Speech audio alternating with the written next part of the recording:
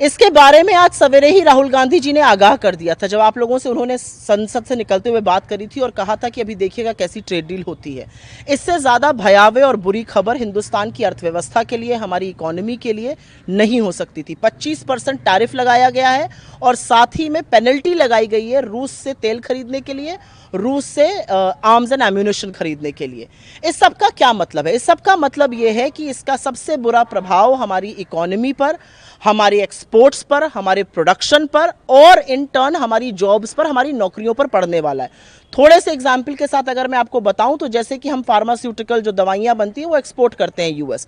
अब 25% टैरिफ लगेगा, वो महंगी हो जाएंगी यूएस में, तो डिमांड कम होगी तो ये कंपनियां उत्पादन भी कम करेंगी। अगर उत्पादन और प्रोडक्शन यहाँ पे कम करती हैं तो कम लोगों को नौकरी पर रखेंगी, लोगों की नौकरियां जाएंगी, कम लोगों को फ्रेश हायर किया जाएगा। तो इसका बहुत बड़ा एक कुचक्र है और उसका बड़ा भयावह परिणाम होने वाला है। ये दो चीजों का सूचक है। ये सूचक है हमारी बिल्कुल विफल ध्वस्त विदेश नीति का।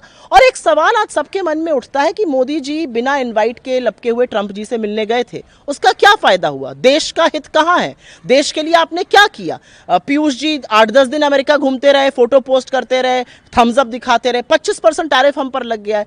आपने हाउडी मोदी, नमस्ते ट्रंप, अब की बार ट्रंप सरकार, सब तरह के नारे लगा डाले। आपने तो चुनौती नहीं स्वीकार करी नेता विपक्ष की, जब उन्होंने कहा कि आप ट्रंप का नाम लेकर बोलिए अगर आपके अंदर हिम्मत है कि ट्रंप झूठ बोल रहे हैं। 30 बार ट्रंप बोल चुके हैं कि मैंने सीज फायर कराया, ट्रंप हमारे लोगों को हथकड़ियां लगा के बेचते हैं, और अब ट्रंप ने 25% टैरिफ हम पर थोक दिया है। तो सवाल इस बात का है कि जब ये सब हो रहा है तो नरेंद्र मोदी जी के पास आज क्या जवाब है?